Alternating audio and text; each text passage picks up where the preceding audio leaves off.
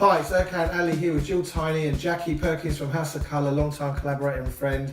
Welcome to the show.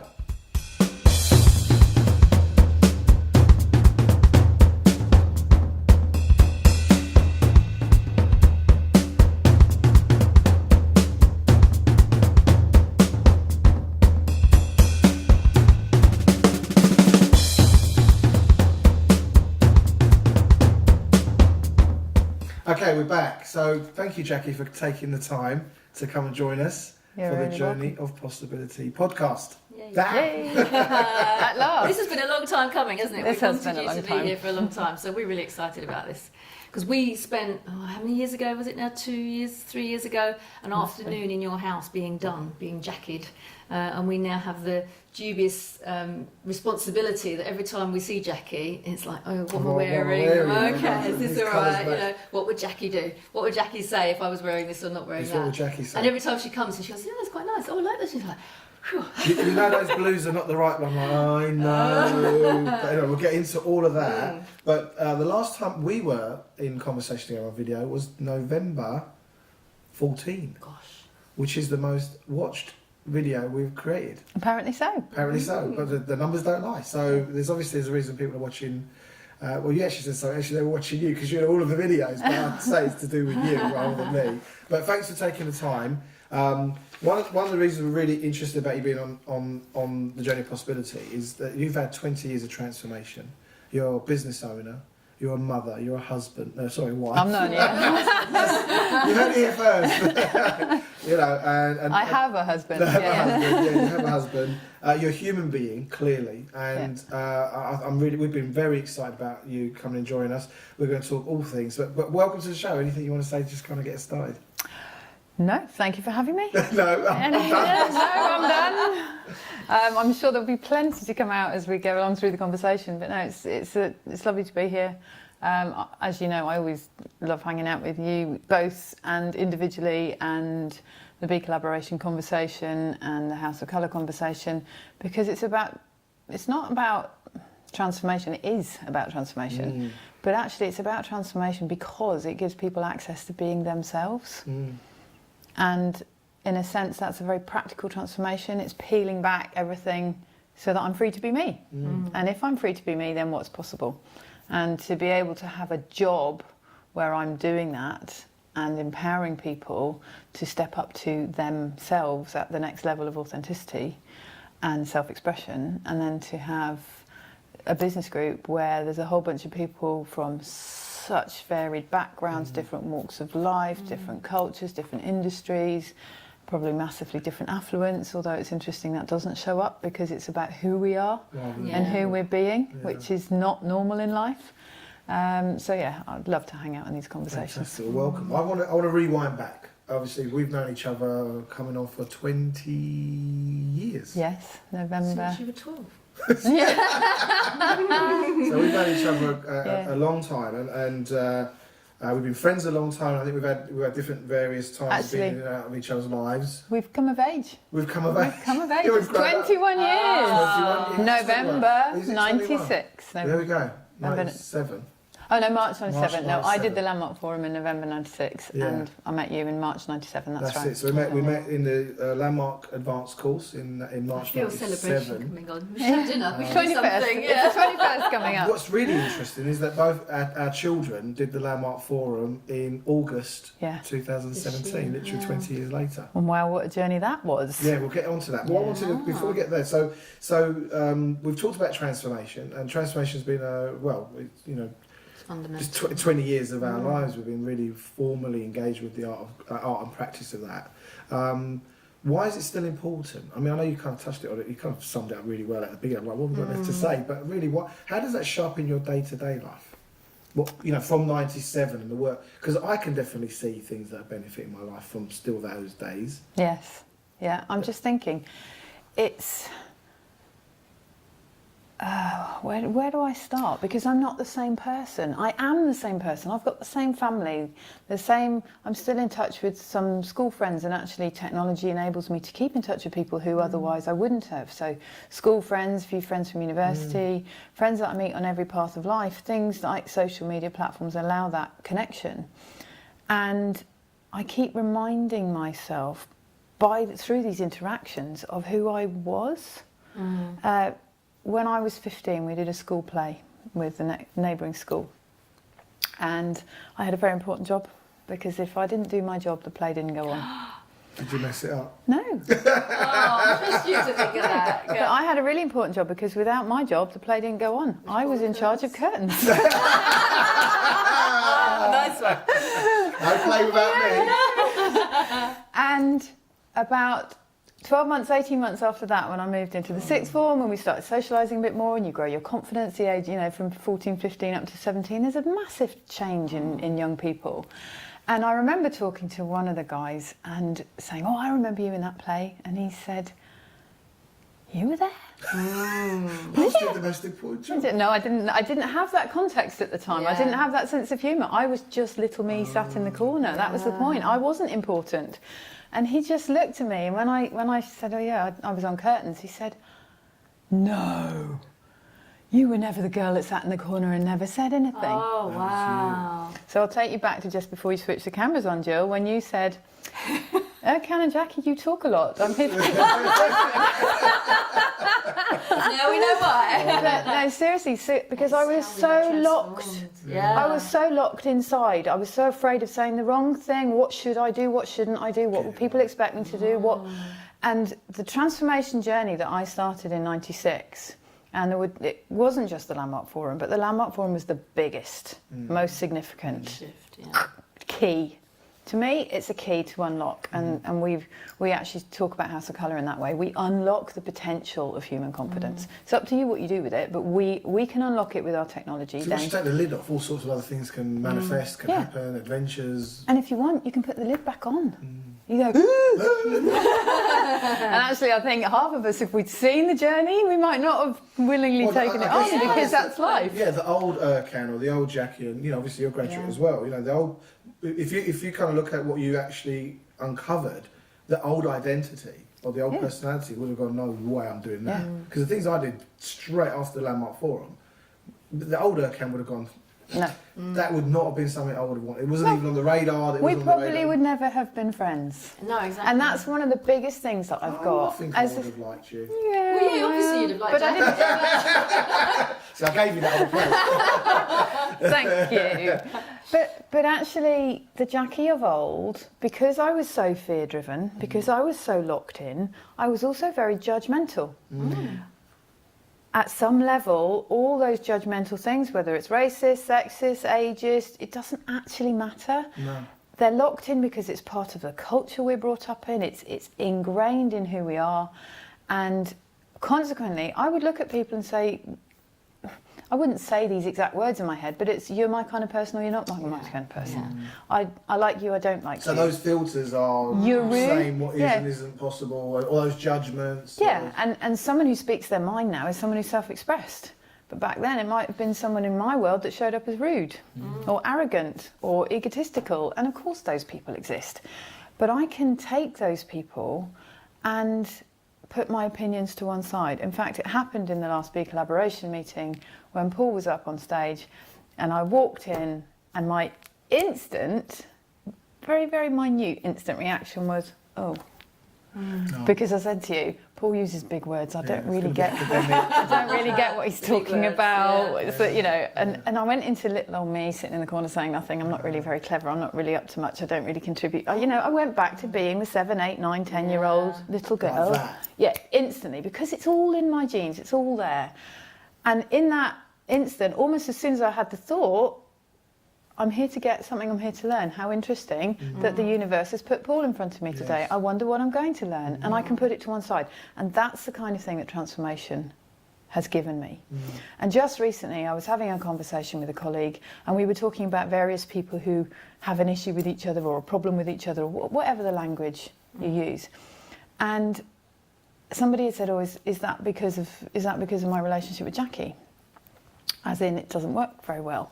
I said, "But I don't get that about people. It's almost for me like they have a problem, and of course it's my problem because communication is two-way. But if somebody shows up as blunter than I might be, or more quiet, or more softly spoken, or or not as confrontational, you know, not dealing with something, getting on with it, or maybe getting on with too much and causing, it doesn't matter what it is. If they do something differently to the way I would, yes, of course I'm human, I go, ooh, inside, but then I move on, because we are individuals, we have a right to be who we are, and actually it's that kaleidoscope that we bring together. I mean, look at the three of us. You know, how did you two get to be such good friends and such good business partners? Oh, we're not friends. No. Let's get rid of that rumour right away. Yeah, no, no. I don't think we are friends. I don't think we're not. And I think we've said before that, you know, if I'd met you 20 years ago, we wouldn't have had. Oh, you yes, know, I would have done. I would have gone. In your dreams, maybe. darling. But this is the problem with transformation, actually. Yeah, no we idea. forget what we were like. Yeah, absolutely. We go, no, and we joke about it, but we forget what we were like. Yeah. And I have been acknowledged by a colleague as somebody who has integrated this personal development, transformation, self-learning, whatever you want to call it.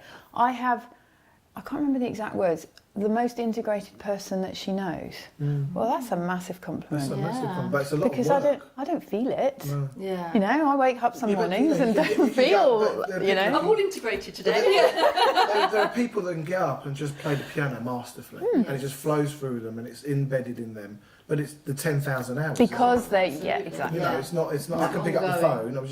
We were doing a piece earlier on. And I said I can pick up the phone and create opportunities. Yeah. That's not a skill most people have or have ever developed. But I can pick up the phone in a conversation, create an opportunity. Yeah. So, and that didn't come. You know, people say, "Oh, yeah, it's easy for you." You've got the gift of the gab, Gift- so therefore you know, that's you can. probably you've- That's what. You've had 10,000 hours of practicing that gift. Yes. Absolutely. I've had 10,000 hours pissing people off, pissing myself, doing it wrong, told to go away, and sometimes the odd little Yeah. bit of success. You But know. there's been that thing within you that's had a need to drive to find Yeah. that Yeah. genius. But isn't that that in you that do it. isn't that need to thrive? I think you used the word thrive. It's one of my real Yeah. favourite words. You used thrive earlier on. It's kind of part of the egg getting to the sperm. It can't just sit around lounging around. It has to hustle. Yeah. And it has to get there before all the others. And you already, you know, there's this thing about, you know, personal, you're already a winner. Look, you made it. You know, and really that is not Woke so up to be this morning. yeah. Yeah. Well, there's the woke up, but you know, your sperm met your egg, and that's how you became. You know, literally, you've been winning your whole life, but we don't experience winning. No. We experience not being good enough. I think you touched on it earlier. This whole fear, the way fear is indoctrinated, the way fear is handed down from generation. Who knows how many fears you carry around because your mum and your dad, or their mum and dad, and their mum and dad, and generations of fear. But the fear, there's also this British culture of not singing our song. You know, we've now The got Americans always. Look in, at me. Hey, I'm amazing. yeah. So House of Colour is a UK-based company, 30 years old, and 80% of our consultants are UK-based. We've got a few in Greece, a few scattered through Europe, a couple in Australia. So they are wherever they might show up, a few in the Middle East. But what's happened in the last 3, 4, 5 years is the American team has really built. We've now got 25 and growing, and we notice a difference in their culture. They just get on with it. So on the training day, when we train our consultants, we make sure we train them with real people. Some of those might be people like you who've had your colours done and you volunteer yourself because you're generously giving your time, or you want to come back and have a revisit of your colours. We ask you not to make it too obvious if you know what you are, but we just put real people in front of them. So they're practicing with the conversations, with the dynamic, and also all the different colourings, personalities, etc. that we work with. And on one of the American trainings, they didn't have any models. So they went out Oh, excellent. into the cafe Do you want your across the colours road. done? Yeah. come in. Yeah. Yeah. Why not? It would happen in the Yeah. UK if you were on a landmark Of course. course, yeah. It would, and that would be exactly the way Yeah. I would approach it. It's like Yeah. this kind of like you just get the These job. must. Yeah. Yeah, Yeah, get the job. the done. job needs to be done, and what you prepare That's to what do. I like about House of Colour, though, because your background around transformation is you're not just saying to people, these are your colours, good luck, off you go. You do the gamut. You're looking at the whole person. You're peeling the layers of an onion off, Yes. and you're giving them the tools to increase their confidence, and then you're kind of rebirthing them with that knowledge, that new knowledge Yeah. of how they are special, who they are because they are here. And these are your tools that you can go out and do it. So House of Colour I don't see as an image consultancy. No, that's the tool. That's the. If you take Simon Sinek's why, that's the what at the end of it. That's how we deliver. Yes.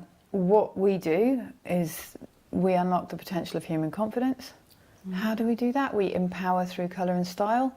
What do we do? Well, what do you want? We can give you a workshop seminar in your business to introduce the concept of empowering yourself through how you get dressed in the morning.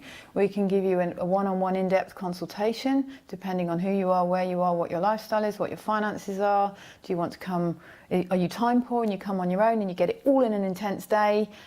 Or do you enjoy it over a period of time and enjoy it with a class of people who might be your friends or you might never have met before? Because that objectivity when you do it with someone else. So the what we do is colour and style, but actually the why, it's that empowering on the inside. And when I trained with House of Colour, so people say, oh well, it's only because you are House of Colour, and of course you're going to say that you're House of Colour. But what people forget is I chose to invest in House of Colour. There was a point in time where I could have trained with anybody, and there are competitors in any industry, and I have been a client of at least 3 different ways of doing colour and style, and partly that is why I went to House of Colour, because they were the people that got me right, they got me, they understood, I got it, it connected, it went click. But also, when I spoke to somebody who had experience of the 2 main players in the field, he said, well, one is a business model if you want to be out there and being independent on your own. House of Colour is about the individual. So if you're interested in the individual, the person, the personality, and she got me on that one, because that is me. You know, I used to work in IT. I was going to say. And here we are again. There was no House of Colour. No, there was no House of Colour. I've got an IT degree, first class degree. You know, I was super qualified. I was out there, and I put myself in the box of an IT person. And yet when I look at the 10 years experience I got around IT, I was in training, customer service, project implementation. I was doing the interpretation between the technical team and the users in the business. So I'm doing communicating. And actually what I do is what I did was I taught people how to make the most of their boxes. Whereas when I became a consultant, I taught people how to make the most of their boxes. And now, as a director and owner of House of Colour, I don't work with clients individually. What I do is I teach the consultants how to make the most of their box, whether it's their physical body or the box in their head that's limiting them. You know, I have a friend who says, but there is no box. Well, try telling most of the world there's no box, because we live inside it, and we think, you know, in fact, we so live inside a box that we don't even realise there is a box. It's a safety zone. It's that goldfish. Yeah. So, go on. Thank you. So, did you notice that? That's called training and perseverance. Getting better. What I wanted to bring in to the fact that House of Colour is different is that when you did a Know and Be Known slot in BeCollaboration, I don't know, about a year ago, we were at the White Horse, weren't we? And it was just amazing that we witnessed that transformation in front of you. So for those of you who haven't seen it, Jackie comes in and she's done as Jackie, and it's Jackie, and we go, oh yeah, we take it for granted, that's Jackie. And then she went, oh, but if I took my jacket off, if I took my scarf off, if I took my jewellery off, if I took my belt off, it didn't go as far as whoa, it's put your clothes back on. Thank you. But it was literally, it was like maybe like a set, you know, like you got a stage set, and then you start taking out the, you know, and it just becomes like, I don't know. It's a shell of your former self, isn't it? And there's one part in the style class where we do that. So we do it in talks and demonstrations, but we have to teach people what the different parts of our outfits mean. Sumptuary law is the technical term for it. Essentially, it's the language of clothes that's been passed through the generations. It has its origin in military dress, because that's where authority needed to be expressed.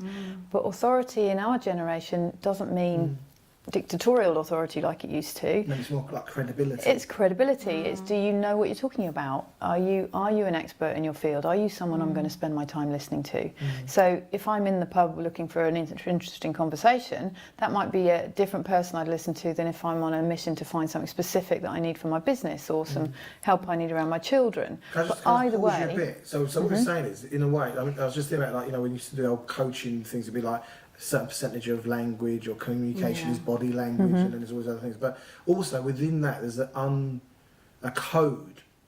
You know, like, you know, in the animal world, there'd be different colours and different kind of ways of communicating something. That we're communicating on not just body language, but actually the colours we wear, the styles we wear, will say so much about us. It's a language that's well, this goes coded. to my other point, is that women in the world of business you know, how we see it is that in order to be a success as a woman in the business field and go to the head of the corporations, are following the man's lead in that they end up being suited and booted, don't they? They do.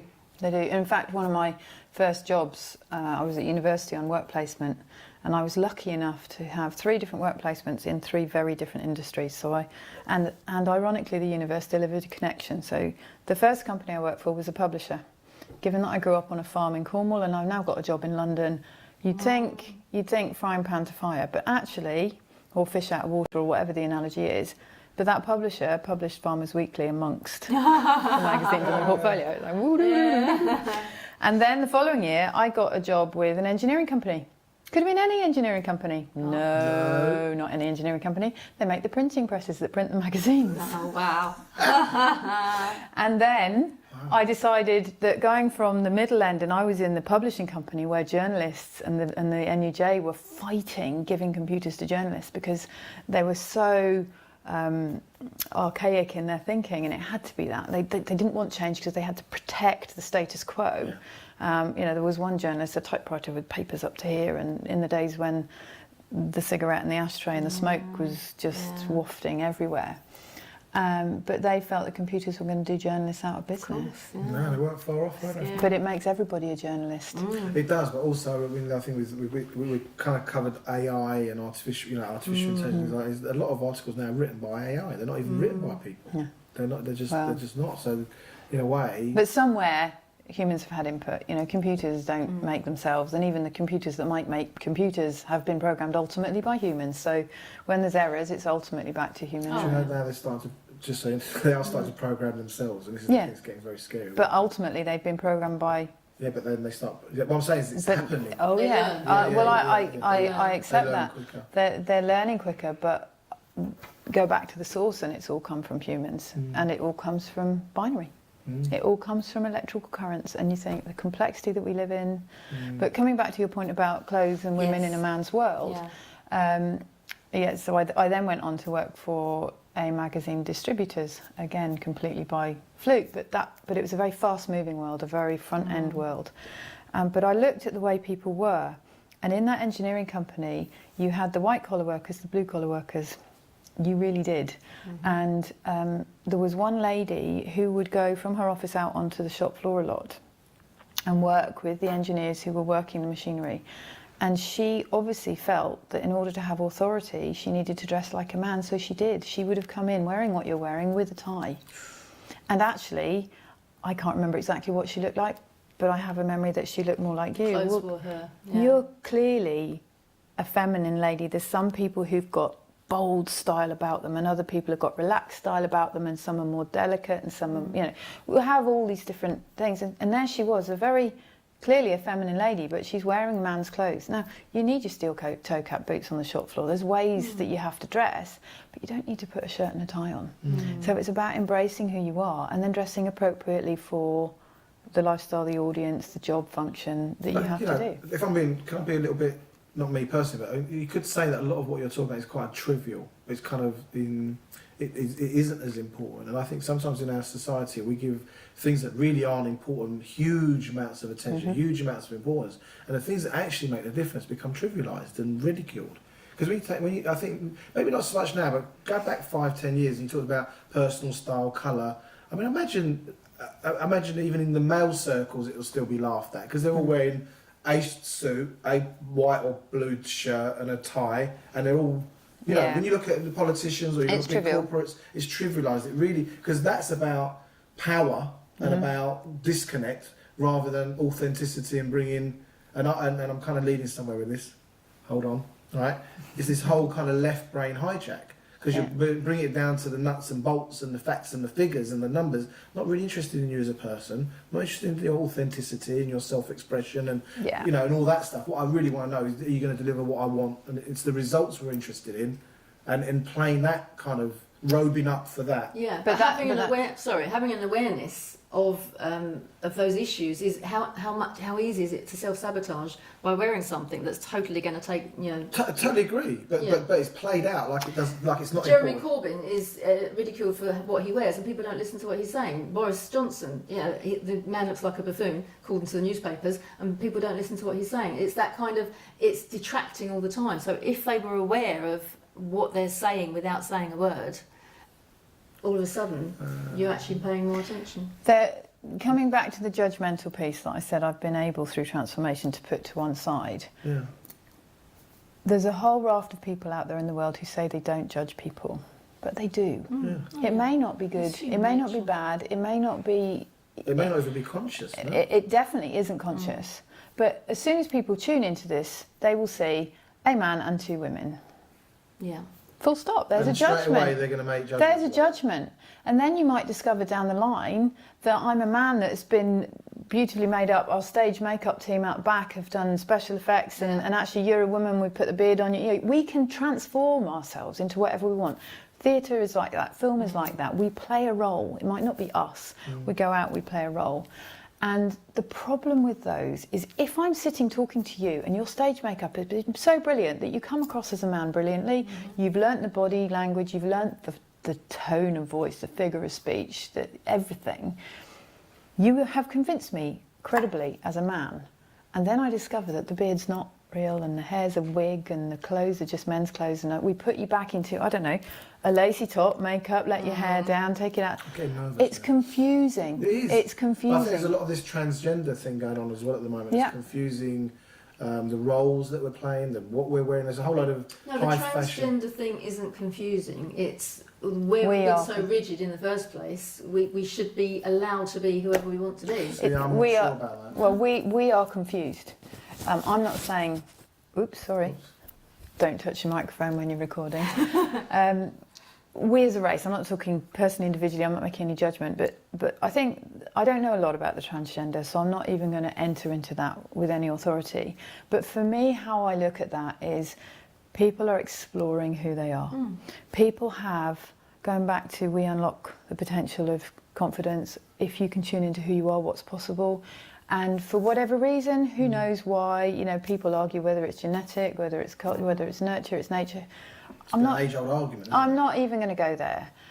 But people are exploring and they need to be free to explore. But for the likes of you and I who don't need to have that exploration conversation, we find it confusing. Because I think I'm talking to a man and then I find out it's a woman. Or I think I'm talking to a woman and then I find out it's a man.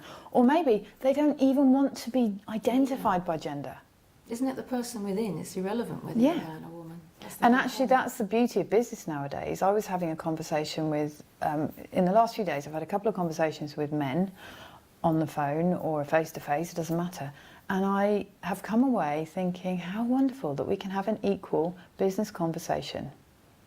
I can, my word, my view, my experience is taken in that conversation with exactly the same level of authority as yours, if you're the person I'm talking to. Whereas I distinctly remember growing up, that wasn't the case. Do you think it's changed that much, or do you think that was an unusual scenario? I think it depends what industry you're in. You know, the conversations, the world we move in, it's changed, massively. The BeCollaboration conversation, the House of Colour conversation, you know, we have very, very strong views within House of Colour about diversity, and we won't tolerate anything that looks like a racist comment, because we've got a Facebook page and people come on with different things, and whatever the alienating comment might be, we don't tolerate it. It doesn't fit with who we are. We're about people embracing who they are and being who they are, moving on. But coming back to how we present ourselves to the world, if I want to make my best path through life, if I want to kind of grease my path, if you like, smooth my journey to achieve what I want to achieve, then I need to help people get who I am along the way. Because I'm going to meet people who are right for me and me right for them in terms of work, business, whatever, relationships. And then I'm going to meet people who don't fit. For whatever reason, they might be making cars and I'm not in the business for a car. You know, they might be making furniture and I've got a house full of furniture right now. So it's just not relevant to where I'm at on the journey. But you think about a doctor, he's sitting there, he's got 10 minutes in his consultation to find out everything about you. I haven't seen you, Erkan, for however long you've been on my patient list, because you're generally a well person, and then you turn up and I've got 10 minutes to find out your history. So 2 things about that. As a doctor, I need to present myself in a way that you feel you can trust me. The white coat. We don't see it so much now, but those kind Well, of... that's what the white coat represented. Yeah. But the white coat can also be a bit of a barrier.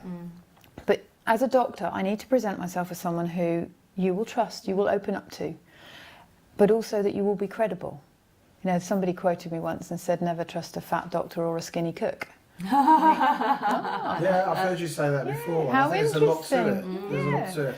And There is the argument that... Oh, sorry. There's a lot of doctors smoke as well, don't they? Yeah, yeah, we're all hypocrites and sabotagers. Yeah. But also, so that's me as a doctor. To make the best use of my time, I need to be approachable, trustworthy, and look like I know what I'm talking about. But I don't want to be too approachable. I don't want you talking to me for the next 20 minutes about your whole life story, Yeah, 'cause I've got you in and out. or the next half an hour, because I've got 10 other people queuing Mr. up. Ali. Yeah. There you go.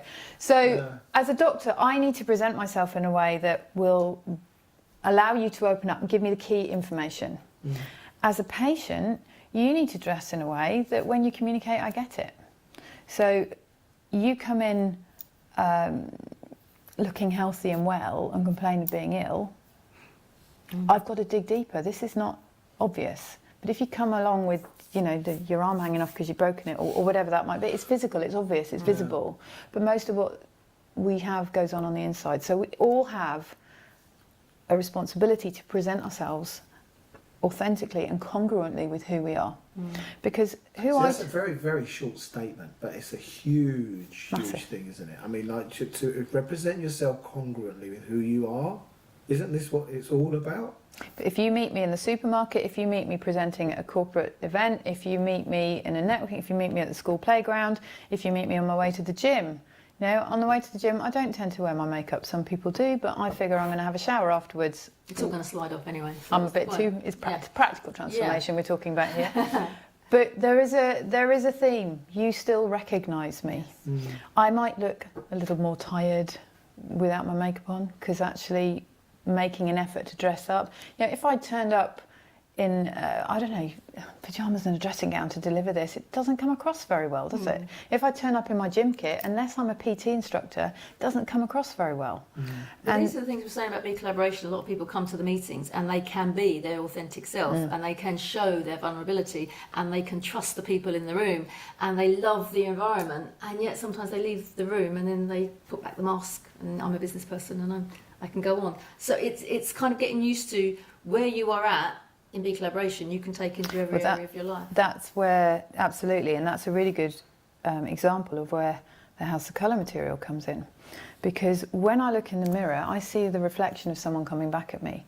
Is it the 14-year-old girl who didn't say boo to a goose, who didn't have the confidence to go and talk to anyone, who never knew how to start a conversation? Or is it the 40-something businesswoman who's got contacts with people in the most amazing places in life with the most amazing people, and if I need to find something, it's probably only a couple of phone calls to do you know anyone, do you know something, those two people are chalk and cheese. I left her behind so long ago, and yet she's still there. Yeah, she popped up She's still there. But I look in the mirror and I see the person. So if I'm going to dress like that 14-year-old, and I have photos to prove how I looked because I carried that through my 20s. Can you send us that photo and Matt can overlay it? I can. It's in the loft. I've been renovating my house, but yes. That's not fair. But we've all got the. But if you look on the House of Colour Facebook page, there's lots of before and afters that show that level of transformation. But there's me with, hair that's actually ironically very similar, but just lifeless. No makeup, beige, which isn't in my colour palette, baggy. So I've never be invisible. Absolutely trying to be invisible, but also I look in the mirror and subject to when I was pregnant, I've more or less been the same size. I'm lucky. I'm one of those lucky people. Well, I've never been pregnant, so. And it takes something to not eat You know, it So takes you've something, really but worked on that, haven't you? So- and particularly this year I've been working on fitness rather than diet, and the difference that's made to my mental state has been phenomenal. So, you know, there's lots of different ways you can do it's it. also what I'm kind of getting is it's really holistic, isn't it? It's not one thing. It's actually as a journey. But that's life. Yes, it is. You can't just improve your fitness and not change your diet. You do see people that are just fitness mad, or it's this or it's that. It's kind of, it's actually understanding that there's a balance. Yeah. There's your ontological self, who you're being in life. There's reconciling your past, there's transformation. There's image and style. There's fitness. There's diet. There's also the information. And I think this is where BeCollaboration is very interesting. Is the mental stimulus, the new information, new ideas, challenging ideas. And take back that camouflaged person. If I came into BeCollaboration wearing the work clothes that I wore in my mid-20s, people wouldn't get me. No. I wouldn't have credibility. If I'm talking about the power of personal brand, I may have a very well coordinated outfit, but if it doesn't also make me look healthy, well, confident, alive, interesting, So in a way, then there's a lot working against people. Because have you got examples of, say, celebrity or someone you could all come to mind? Like, if you look at them, I mean, I know a lot of these people now have, you know, they have media coaches, they have training, you know, so with voice coaches, they have a lot everything. of people, you know, but is there anybody that you could point out that every time you see them on telly, you go, oh my God, Yeah, they're Theresa just... May. I mean, obvious, right? I mean, everybody knows it, don't they? You kind of look at it, you go, so what's Teresa doing? Teresa, you might want to watch this next bit for you. I mean, if you look, I mean, I'm not vilifying the human being, but she's not, she's also playing a role. So she's Prime Minister of the country. Yeah, and I don't...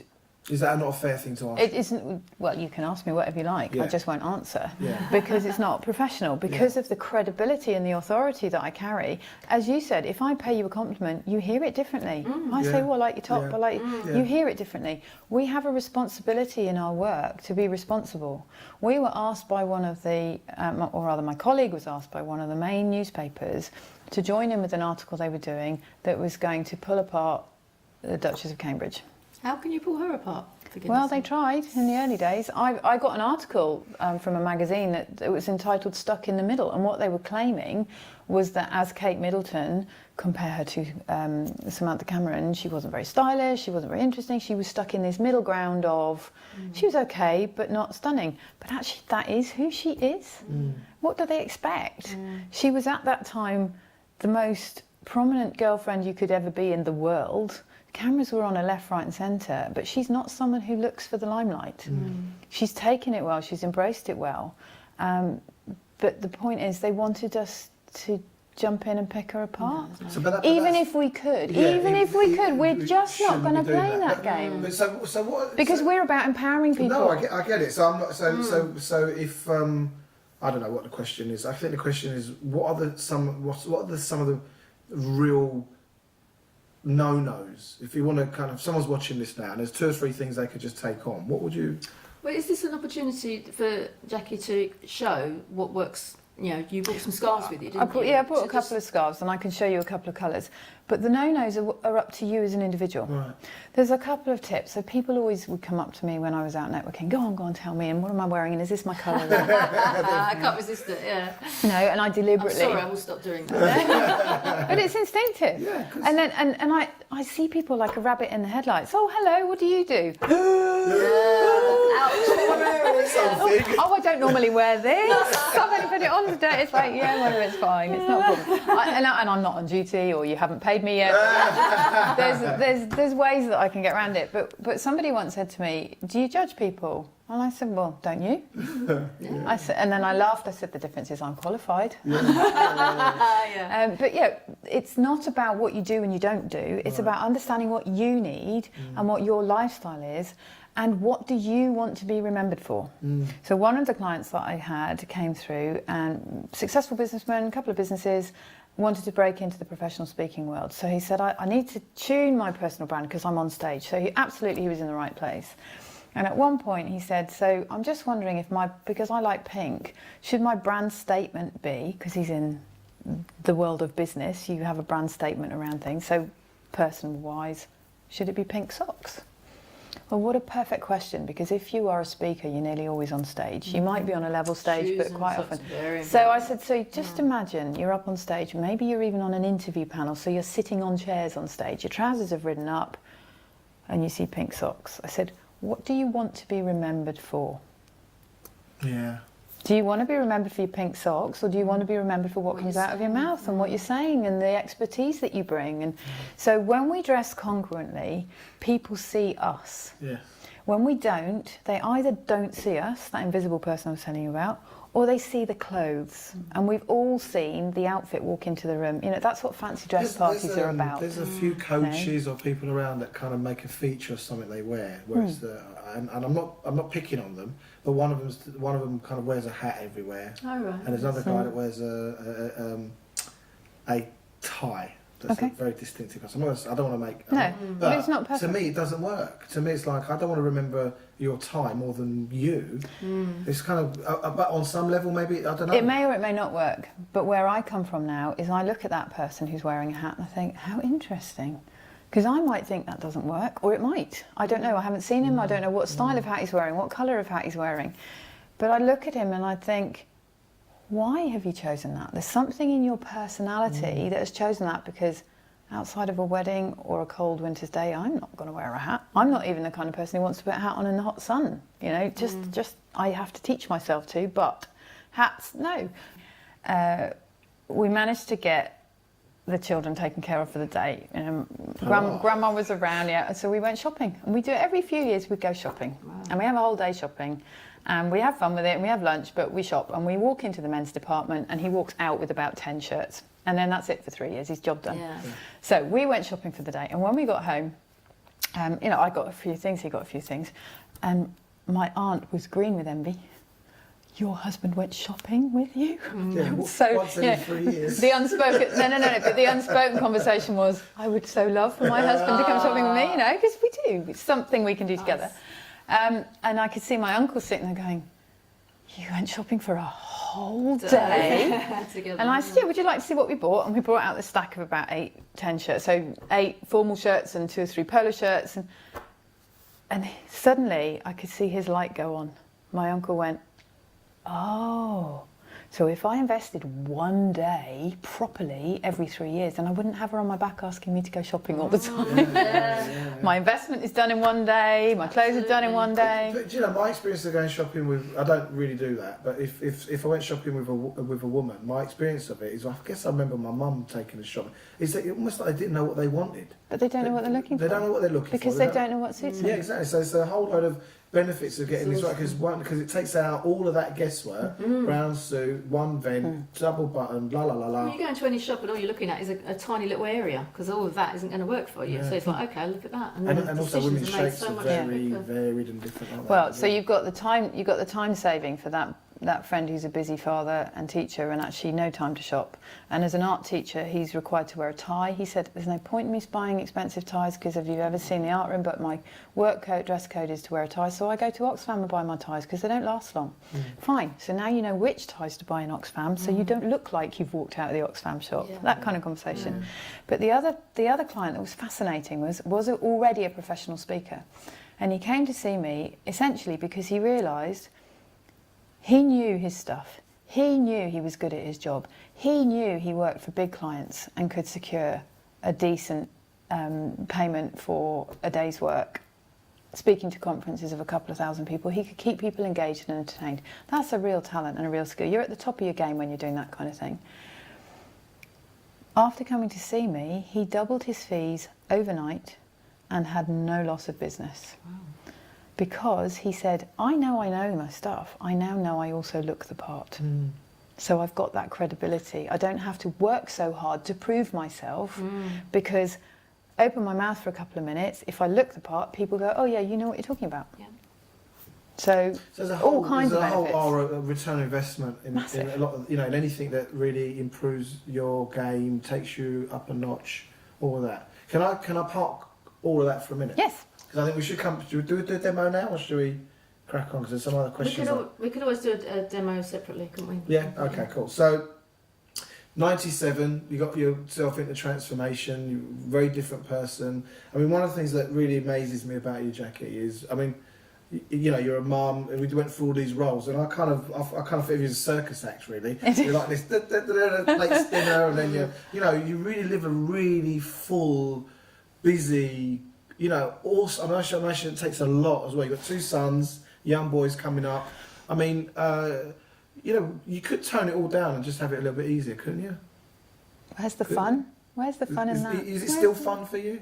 Yeah, it is. Totally. Yeah. In fact, I was talking to somebody on the way here on the phone, and we were talking about how life is different now with mobile phones, with the way clients will phone us at all hours, and people think it's okay to phone you at 8 o'clock at night, because our work and our personal life are merging. Yeah. You know, gone are the days where you went to the office, you shut the door, and then you came home and you shut the door. Because it couldn't follow you. And Now it can. now it can. And also, you know, I grew up in an unspoken culture where you don't really mix business and pleasure. You work and then you play, but you don't necessarily play with the people you work with. So that's not the case. And actually, our culture, we're so transient, we move around so much. We, you know, once we're settled, we don't tend to. But you take the 20-somethings, often they're moving every couple of years as they climb the career ladder, and then they'll meet someone in that town when their family were originally in that town, and then so we move for work, we move for family, we move for lots of things. If you don't make friends at work, where are you going to make them? You can go to the gym, you can find local theatre. Yeah, there's lots of things you still can do, but where are you going to make those friends? And the boundaries are disappearing. So we have to, I've gone off on a story, I've lost the point. But technology's really been a big part of that, hasn't it? Yeah. I mean, because you can sit But at it home makes it on the possible. laptop and you can do I mean, I was literally had a call with someone the other day, and she said that she moves around because she wanted lifestyle work. She can as easily do a website in Greece somewhere with the sun outside than sitting in, you know, wherever in England in the winter. So it's a really, we can do it from anywhere. Yeah. We can do it in our pyjamas, unless you're on a Skype call, or if you're on a Skype call, maybe you only dress from here upwards. Just for the top. We can do it, but we still need to know who we are. Yes. We still need to have that strong sense. And in fact, I've been listening to Stephen Covey and reading Simon Sinek and all those great authors that we could reread them and still get new stuff from them. Still relevant. And it was around change, because so much of what we do now is actually about the culture of who we are, or our business, or whatever. And when you try and shift that culture, because so House of Colour, we're looking to grow the business for everybody's benefit, for the client's benefit, for our benefit, for the consultant's benefit. Ultimately, everybody benefits. It's the can't even say it. The systemic win, Paul. It's a systemic win. It's gone in. A little It's gone in. And see how I got distracted by systemic win. Good stuff. Take me back to it. The world that we're living in. No boundaries now. So we need to know who we are. Because who we are is probably one of the few anchors. And if we know who we are, what these authors were saying is we can deal with change more. Yeah. And so many people, you know, we just changed the carpets in the bedrooms at home, and one son comes in and goes, wow, loves it. And I know it's because it's closer to his colour than the previous one. And the other one comes in and goes, I want the old one back. Oh. Now, that's always going to happen. Sometimes it's just adjustment. But when we're anchored in who we are, when we know who we are, we can deal with the changes and look at what's coming up in this country. You know, I'm not a hugely political person, but Brexit, America, Trump, what is coming? Yeah. We have no idea. But if we're anchored in who we are, then we can cope with it. But within that, if you're anchored with who you are, but within a community that are strong and pulling for the same thing, within the same culture, that just totally boosts you in order to cope with the things that are kind of like, if you feel like the sand is shifting beneath your feet, you want to have a hand to grab onto. You're not an island. So being strong within yourself is great, and it's something we're all working towards, and it is a practice, and it is the 10,000 hours, and it's learning and taking on board. And as coaches, that's our lifeblood, isn't it? I mean, that's what we love doing, is learning. And when I come across somebody and I go, how are you with books? Do you do much reading? Oh no, I don't do the reading. And my heart sinks, because it's like, well, you're missing out. Okay, well, audio, let's do video. But quite often they leave school and that's it, and they stop the learning. And I think once you're kind of pulling for something that's bigger and better than yourself, and you're solid in who you are, that's when the magic starts to happen. That's when you can create some amazing things. I mean, I was just thinking that when I first started talking about this is pre-GT. So really this is time actually maybe a little while before I met you. We started to run a business club, didn't I? Yeah. And that came out of I was doing a business group. I did a group coaching program that came to an end. And then the participants said, "What now?" I went, "You go and get on with your lives. We're done." Because I didn't really want to do that kind of stuff so much. But anyway, and they said, "No, we want to meet. You know, even if it's monthly, would you do a monthly meeting?" And I said, "Well, I'll only do it if you guys, one, pay for it, and two, you turn up." So they said yes, they did, and we did it. And then I think that's about the time we reconnected. Yeah. And you came to that, and you were a solid every month member. You turn up, and we'd have these. Because I do some more philosophical things, more challenging. But the reason for that was because the stage I was at in my life, I had 2 small children. I wasn't doing much work. I was doing a little bit, but a little bit isn't enough to keep me... It's like going to the gym. If you go to the gym for an hour a week, you're not going to get the same results as if you're going to the gym an hour a day. And it was a way that I could fit in to the demands of having 2 small children and everything that was going on in my life, and still keep myself engaged in a conversation that inspired me. Yeah. I went to a couple of, I built my franchise business on the basis of networking locally. But if I'm not building that franchise business and looking for clients or working with clients or building the relationships in the community that will allow me to grow my business, why am I turning up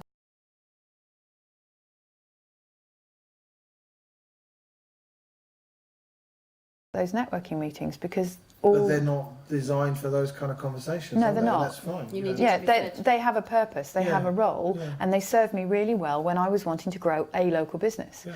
So move me into being mother of 2 small children, not much time, not much work time. What you provided with those groups was something that I could manage, but something that I was hungry for. It's like I'm parched for this level of conversation, but I can't put it in any more than once a month. So that was great. But now move me into being director of House of Colour. I don't want to build my local business.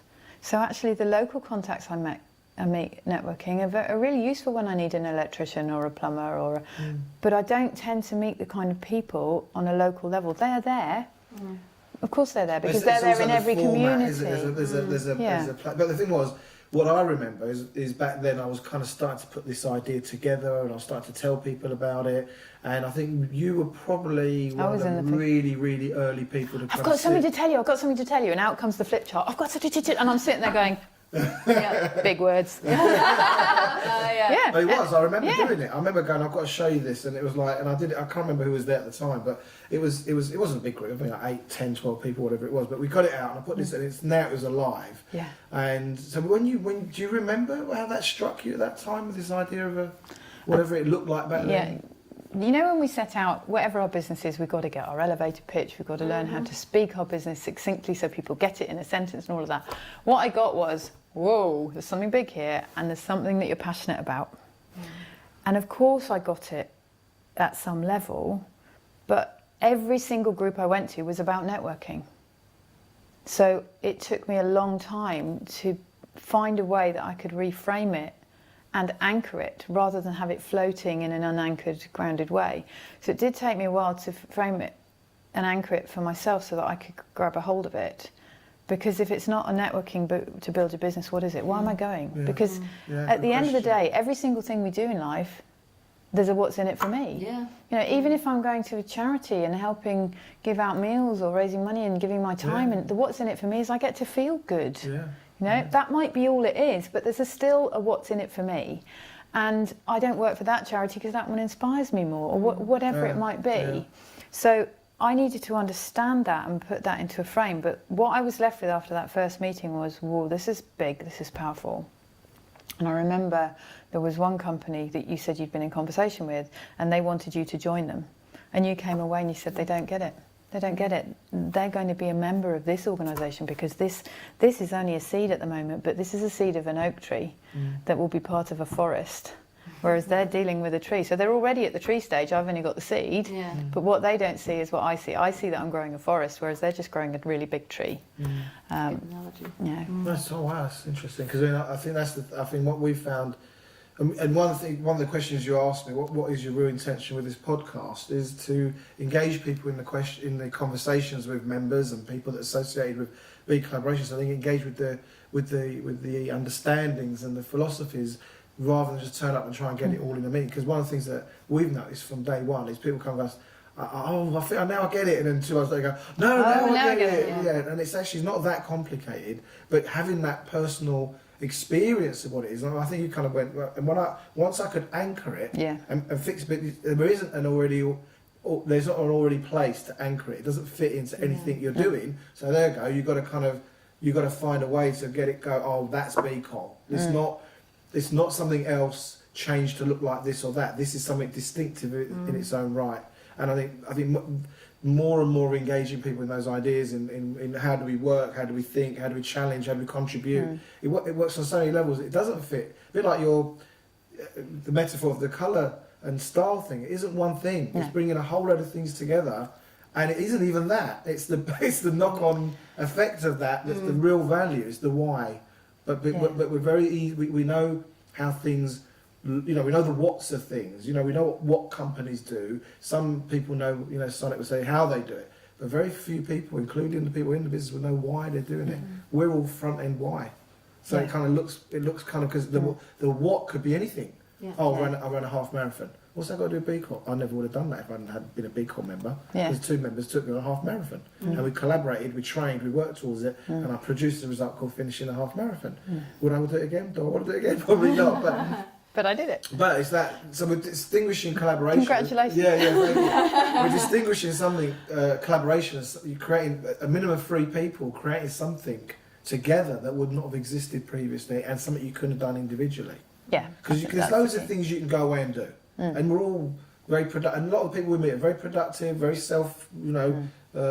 motivated. They're very reliable. But there's no so much you can do on your own. There's certain things you can do in partnership, but in collaboration, it has to forge something out that could not have existed had those 3 people not come together. Yeah. It couldn't have happened. No. Then it's collaboration. If it could have happened with you on your own and some teammates or whatever, then fine. So I guess. How have you seen since those days? Obviously, you've kind of were quite involved for a period, and lifestyles changed. But coming back recently, how's things moved on for you? Because you was at London, weren't you, last meeting? Yeah, I was at London, and what I've seen is that groundedness is now in the group as well. So in the early days, people were coming and going, but you individually, you collectively have got stronger and firmer in your beliefs. So you've tried different leadership management structures. There's a point where you said, no, it's self-organising, I'm not the leader, but actually Erkan, our culture needs a figurehead, so you've got to step up. And we had all that conversation, which was a really uncomfortable place for you to go through a few years ago. Shall I say something secret about that? Not secret, but that was audio taped. Yes. It was recorded. Yes. And it's on my iPhone. And sometimes I listen to music randomly. Every now and again it comes up. I go, no, I'm not listening to that again. But it was really interesting because people were calling for a leader. They wanted me to step up. And I'm like, but they don't get it. This isn't about a leader. This is about self-organising. But because of that, you then realised what conversations were inherent in the culture. You could then address it. Yes, totally. And now people have stepped up. And so what I see in the group is much more self-generating, which is what you were looking for. There's enough people in those meetings who do know what BeCollaboration is about, that the guests coming in don't feel like it's odd necessarily. Actually, I'm not used to this, but breath of fresh air, how interesting. May not be for me, but whoa, this is new. Because everybody in the room is on that wavelength.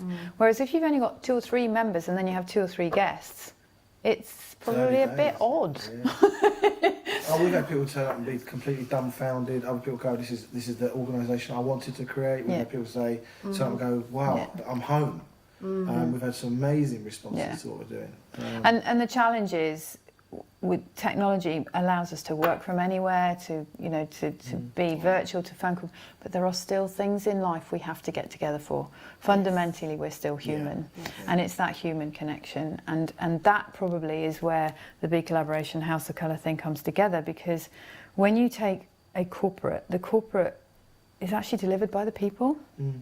And we talk of old about the IBM type clones. You know, you could tell they work from that company because they look like, and you can tell they work for that company, and you could tell they were a farmer because I know what that's. You could tell they were an agricultural student. There's a uniform that all these different people wear. They think they're being unique and different, but actually it's just a different shade of corduroy trousers or a different shade of check shirt.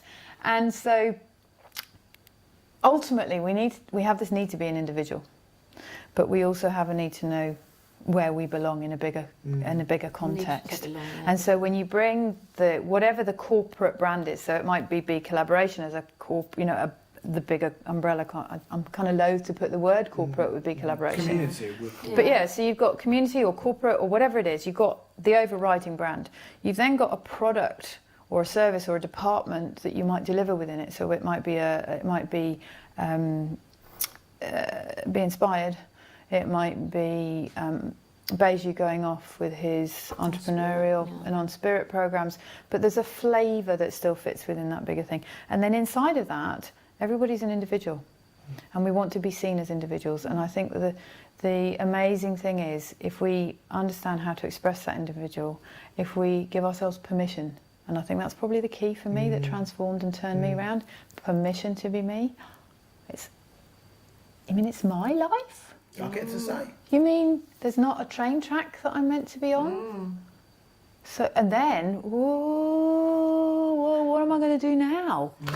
Anything's possible. That's quite confronting, isn't it, for people that want it laid out, or it's got to be, if you look at our education, our socialising, then going into the work life, there's always someone in charge of your life.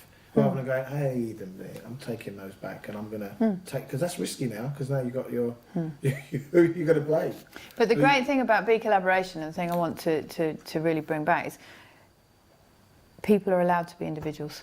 Indeed. So I might not agree with your viewpoint, but that's okay. Yeah. I might not like your approach to life. It's the difference between, I don't know, a meat eater and a vegan. Doesn't mean you can't get on. Absolutely. Yeah? I think that is a really lovely place to draw this to a close, because you've kind of epitomised what it is to be in that BeCollaboration space. It's about understanding who you are being, and allow yourself to be in that community so that you can collaborate. And I think House of Colour is a marvellous partner to be connected to within that community. And thank you very much for coming today. It's been fantastic. Any updates, any news? Thank you for asking me. Thank you very much. Thank you, Jack. Any updates? The biggest update I just want to remind people of is on the 6th of December we have our BeCollaboration launch, making a movement. Book launch. Book launch. Did I not say that? No. Sorry. I just said launch. We're launched. It's a ship. It's a ship. We've got a bottle of champagne. Just this big, but maybe fizzy stuff there as well. So that's 5 till 7 at the Hertford Theatre. You can go onto their website, hertfordtheatre.co.uk, and you can purchase tickets there as a guest, or if you're a collaborator, get in touch with me, use your email address to confirm if you're coming, and we get you in for free. Obviously, the rest of the year, we've got the Hertford meeting this Friday, we've got Surrey next Thursday, the following Tuesday, we've got the last meeting of the year. We don't meet in December, so it's the 28th of November, it's the very last meeting of the year. If you'd like to come as a guest, please, you're more than welcome. Go to becollaboration.com, click on the button that says attend a meeting, and you can just register there. It won't cost you a penny. And if you are a collaborator, please let us know if you're coming, because we have our end of year get together afterwards at Brown's Restaurant, and we need to know the numbers so we can pay some money to these lovely people and get the menu set up. Sounds good. And I think I'm sure you that's forgot something. about- It'll come back. So first, I want to say thank you, Jackie. It's fantastic. We're going to do a little demo as well. We'll do a little video demo. We'll put that on maybe as a separate video as well of the difference that you do. But I think it's fantastic having you here. 20-year friend, Nice. part of the community. Awesome. Great. Take care. Thank Thank you. you. Bye.